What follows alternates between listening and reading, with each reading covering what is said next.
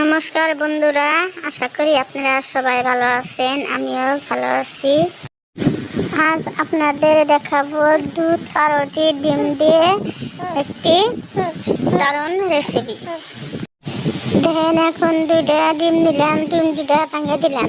দেখেন, তারপরে গাঠি দিলাম এক বাটি, চিনি 1 চামচ দিলাম, দিয়ে ভালো করে দেখেন চিনিটা গলায় নিলাম। আপনারা গলায় নিয়ে নেন। এলাইচির অল্প গুঁড়া দিলাম, অল্প ভালো সেন আসবো, সেই জন্য পাউরুটি সাইড কেটে দিলাম অল্প। দেখেন, সাইড কেটে দিলে একবারে সুন্দর রেসিপিটা হবো, বহুত টেস্টি লাগবো। দেখেন, কেটে দিলাম কত সুন্দর করে।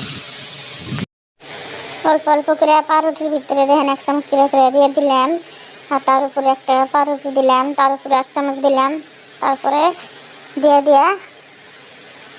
তিনটাতে দেখেন সুন্দর করে দিয়ে অল্প হালকা তাওয়াটা গরম করে অল্প বাটার দিলাম। তাহলে আপনারা তেল দেহারেন কিও দেহারেন, কিন্তু আমি বাটারটা ছিল, বাটারটা দিয়ে দিলাম। আমি দেখেন বাটারটা দিয়ে কত উল্টা পুল্টা করে ভাজা, আর লাহে লাহে করে ফিরে নেবেন, ভাজা নেবেন চারিপাশে। দেখেন কি বকরে চারিপাশে ভাজা নিতেছি, আপনারাও বকরে চারিপাশে ভাজা নেবেন।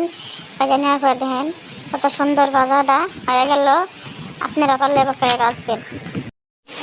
ভাজা হয়েছে, তারপরে দেখেন অল্প মধু দিলাম, চামচ দিয়ে অল্প পিঠে দিলাম। দেখেন 2 পিঠের মধু দিলাম, এই পিঠে 2 পিঠের মধু দিয়ে অল্প হালকা হালকা ভাজা।